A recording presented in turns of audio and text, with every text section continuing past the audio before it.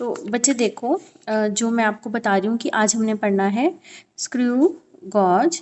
ये जो इंस्ट्रूमेंट है इसका पर्पस है किसी भी स्मॉल ऑब्जेक्ट की, किसी भी थिन ऑब्जेक्ट की थिकनेस कैलकुलेट करना।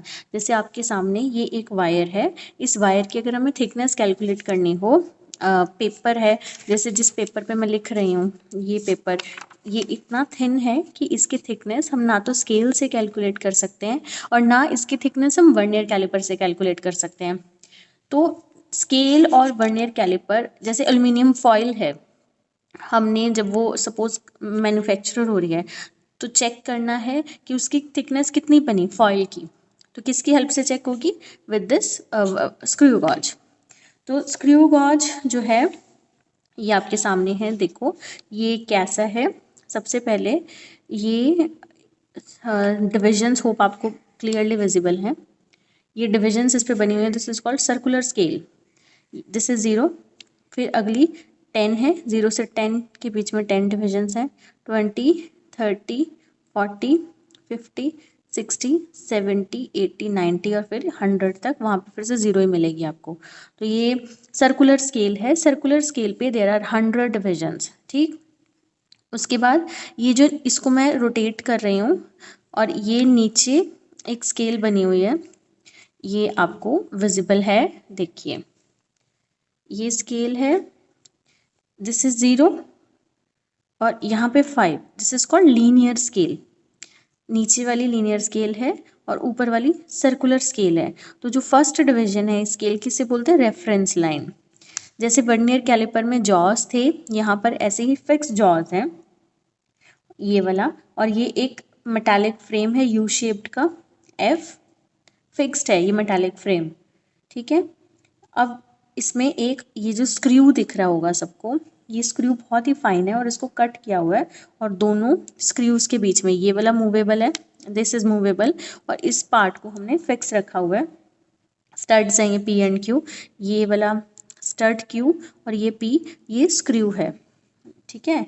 तो ये देखो ये बंद होता है और इसके बीच में गैप प्रोवाइड कर सकते हैं हम, ताकि हम जिस वायर की मुझे थिकनेस कैलकुलेट करनी है मैं वो इसके बीच में रख सकूं, ठीक। मेन स्केल, नीचे वाली स्केल जिसे मैं लीनियर स्केल बोल रही थी, this is main scale. First division is reference line, ये सर्कुलर स्केल है, क्लियर। अब इसका बच्चे जो प्रिंसिपल है स्क्रू गॉज का, वो क्या है कि जितना इसको मैं रोटेट करूँगी, सपोज मैंने इसको बंद कर दिया, बच्चे ये पॉइंट ध्यान से सुनिए, दिस इज वेरी इंपॉर्टेंट।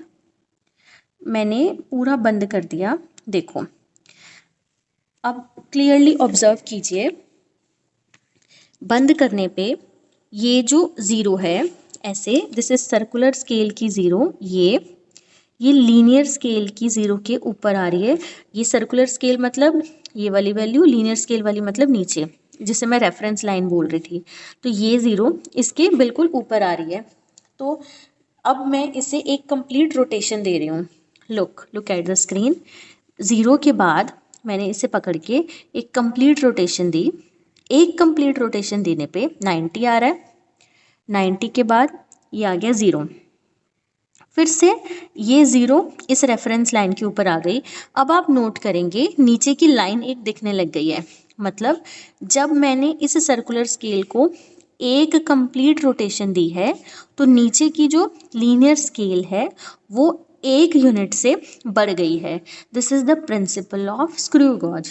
मैं रिपीट कर रही हूँ कि जब इस स्क्रू को रोटेट करते हैं तो नीचे जो लीनियर स्केल है उसने डिस्टेंस कवर करना है, और जितनी रोटेशन हम दे रहे हैं that rotation is directly proportional to the distance, linear distance covered by the linear scale. तो नंबर ऑफ रोटेशन अगर मैंने 1 दी तो नीचे की स्केल कितना मूव करी?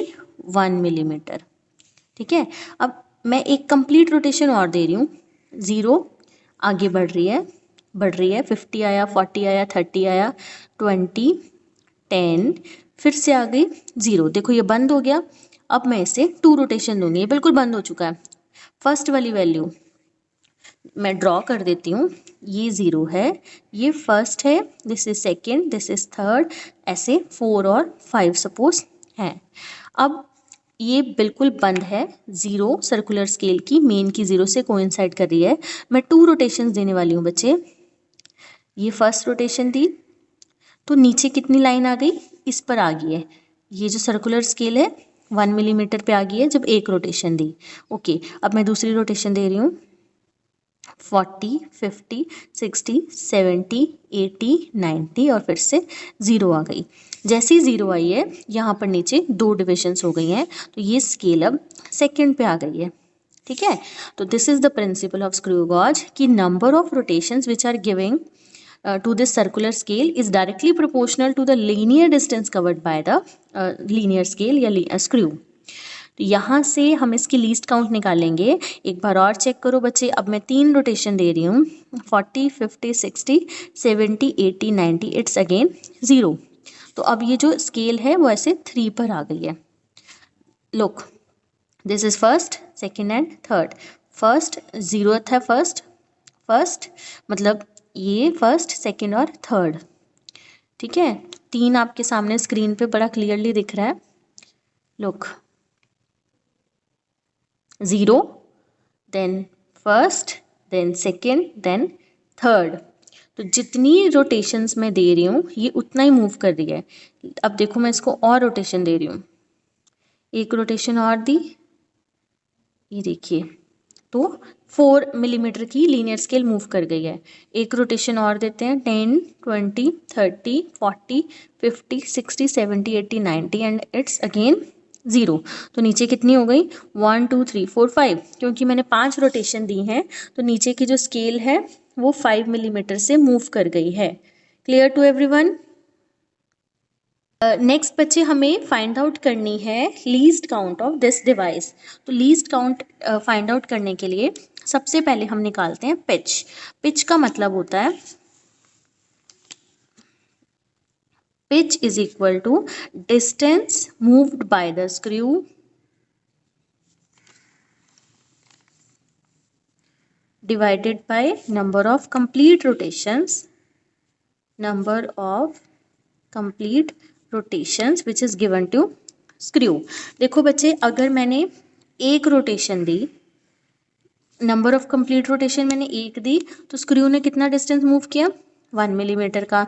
जब मैंने 2 रोटेशंस दी तो उसने डिस्टेंस मूव किया 3 मिलीमीटर का। जब मैंने 5 रोटेशंस दी तो उसने डिस्टेंस मूव किया 5 मिलीमीटर का। तो किसी भी केस में देख लो पिच का आंसर कितना आएगा 1 millimeter. So pitch is equal to 1 millimeter. What do you mean by pitch? Pitch of screw gauge is defined as the linear distance moved by the screw when one complete rotation is given to it. ठीक है, तो जितनी ये मैंने अभी आपको बताया ये इसी प्रिंसिपल पे ही बेस है। तो अब मुझे इसकी लीस्ट काउंट अगर कैलकुलेट करनी है, लीस्ट काउंट का फॉर्मूला होता है पिच बाय, ये जो पिच हमने निकाली है, total number of divisions on circular scale, total number of divisions on circular scale। तो what is pitch? Pitch is 1 millimetre. तो मैंने लीस्ट काउंट निकालने के लिए पिच को पुट कर दिया 1 millimetre. Total number of division on circular scale, this is circular scale, ये वाली जीरो से स्टार्ट होते हैं 10, 20, 30, 40, 50, 60, 70, 80, 90, 90 के बाद 10 और है, फिर जीरो लिखा आ जाता है। तो टोटल डिविजन्स कितनी हो गई सर्कुलर स्केल पे 100। तो 1 millimetre by 100 is equal to 0.01 millimetre या फिर 0.01 सेंटीमीटर। तो what is the least count of this device?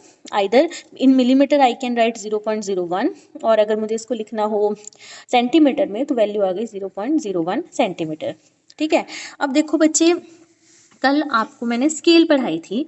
Scale में 0 से 1 सेंटीमीटर के बीच में 10 डिविजन्स थी, तो उसकी लीस्ट काउंट थी 1 मिलीमीटर।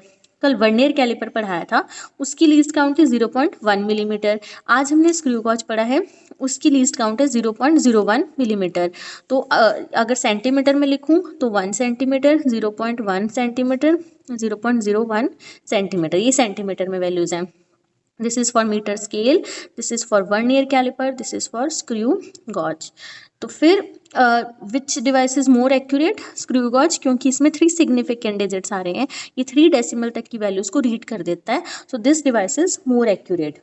ठीक, तो ये this is all about least count of screw gauge. अब हमें रीडिंग कैसे नोट करनी है? रीडिंग नोट करने के लिए सबसे पहले हमने चेक करना है कि इस डिवाइस में कोई एरर तो नहीं है। तो उसके लिए क्या करते हैं, इसको हम बिल्कुल बंद कर देते हैं। इसे बंद किया,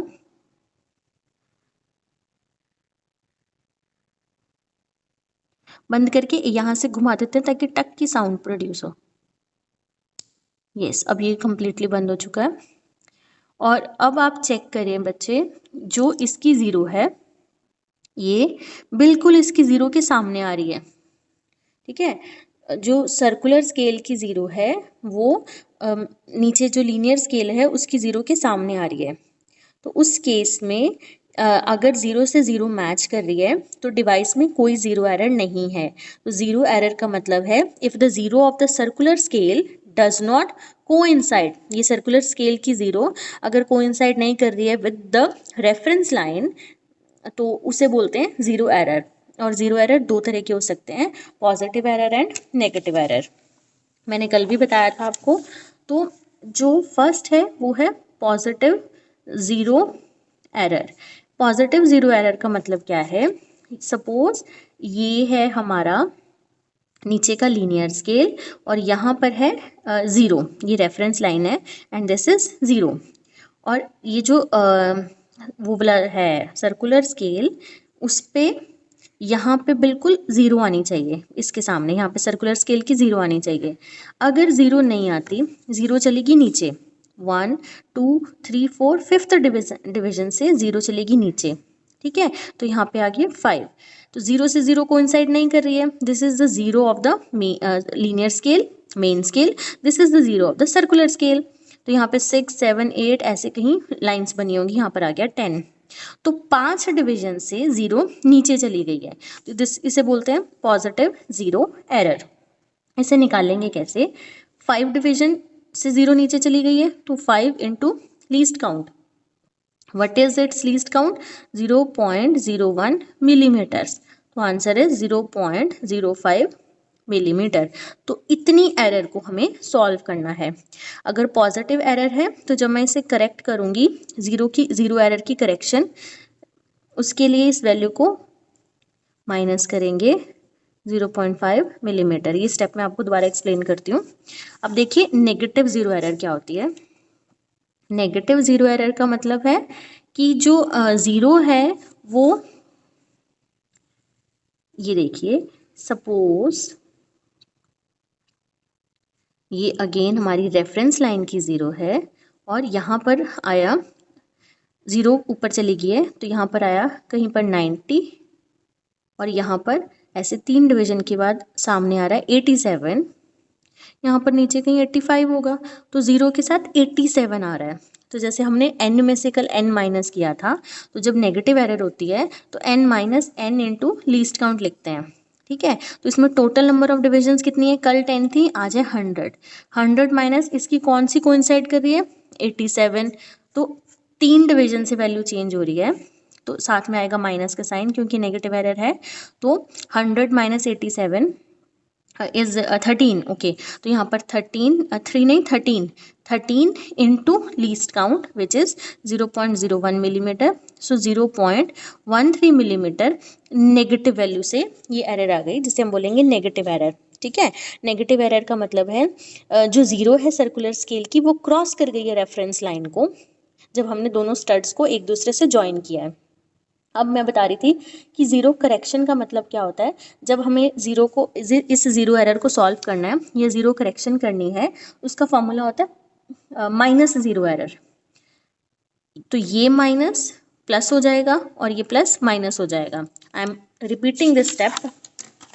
जब इन एरर्स को हमें करेक्ट करना होता है, जो मीन वैल्यू आती है, आंसर आता है, मैं स्टेप को दोबारा रिवाइज करवा दूंगी आपको।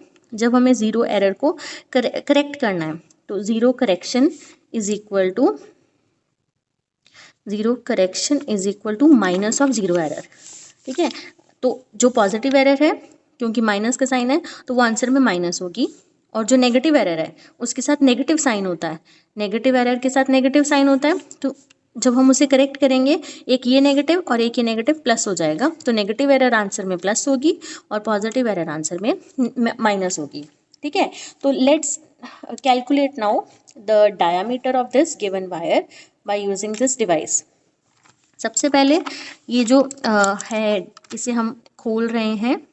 हमारे डिवाइस में कोई एरर नहीं है, बट अगर एरर हो तो भी मैं आपको सॉल्व करना सिखा देती हूँ। मैंने इस वायर को अलग अलग पोजीशन पे इसके अंदर इंसर्ट करना है। तो suppose this is the first position और मीन लेंगे फिर 7-8 वैल्यू का, first position, second, third, fourth, fifth, six, तो फिर सबका मीन लेंगे। इस स्क्रू को मूव करवा रही हूँ और बंद करके एक टक की साउंड प्रोड्यूस करनी है लाइक दिस। ठीक है, तो सी इट्स रीडिंग। सबसे पहले बच्चे मेन स्केल की रीडिंग लिखते हैं, that is represented by x. तो क्या लिखेंगे हम? Reading on main scale reading which is represented by x. ठीक है, फिर हमने पढ़नी है number of circular scale divisions that coincide with division that coincide with reference line represented by n। n को फिर हमने लीस्ट काउंट से मल्टीप्लाई करना है विच इज़ y, और लास्ट में x और y को ऐड कर देना है, दैट इज डायमीटर d। अब वैल्यूज पुट कर रही हूँ मैं। Look at this device. बच्चे, ज़ीरो के साथ नीचे मेन स्केल पे क्या है? ज़ीरो। लुक, मेन स्केल पे ज़ीरो है, कोई डिवीजन नहीं आई है, ज़ीरो है मेन स्केल पे। ठीक है, ये देखो, तो यहाँ पर मेन स्केल की वैल्यू आ गई 0। ठीक, अब number of circular scale division, circular scale की कौन सी वैल्यू इस 0 के साथ कोइंसाइड कर रही है? ध्यान से देखें सारे।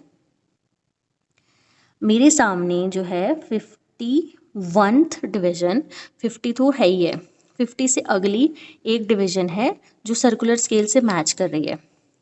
50, 60, 70 है ना, ये 50 है, तो 50 से अगली एक डिवीजन मैच कर रही है 0 के साथ, तो मैंने यहाँ पे लिख दिया 51 डिवीजन।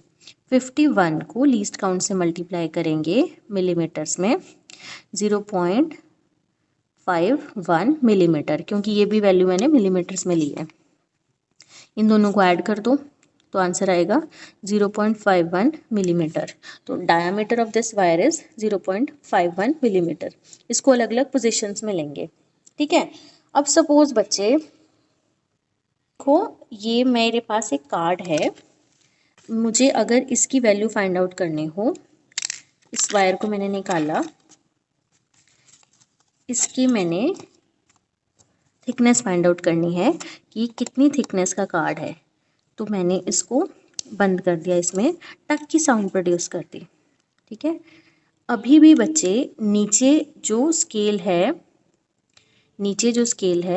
ये वाली, इसमें 0 ही है, तो मेन स्केल की वैल्यू कितनी आ गई? 0। Again the value on main, okay wait, हो जाएगी क्लियर।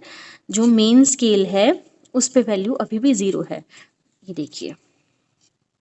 ठीक है, तो उसके सामने ये 70 है, 72 या 73 वैल्यू आ रही है सर्कुलर स्केल पे। दिस इज 70, 71 या 72, तो मेन स्केल पे अभी भी वैल्यू कितनी है? 0। ठीक, तो आंसर कितना आएगा इस कार्ड के डायामीटर का? इसकी मेन स्केल पे है 0, सर्कुलर स्केल डिवीजन है 72, 72 को लीस्ट काउंट से मल्टीप्लाई करेंगे, 72 इंटू 0.1 मिलीमीटर, ये कार्ड की थिकनेस हो गई 0.72 मिलीमीटर्स। ठीक है, ओके, ये पेन है, ये पेन का मैंने रिफिल निकाल लिया। अब इसकी मैं थिकनेस बता रही हूँ। लुक, ये पेन मैंने इसके बीच में इंसर्ट किया, ये, और मैंने टक कर दिया। अब क्या नीचे 0 है? Can anyone answer? नीचे 0 है रेफरेंस लाइन पे।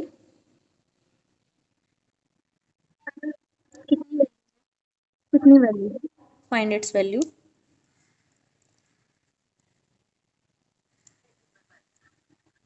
वैल्यू कितनी है?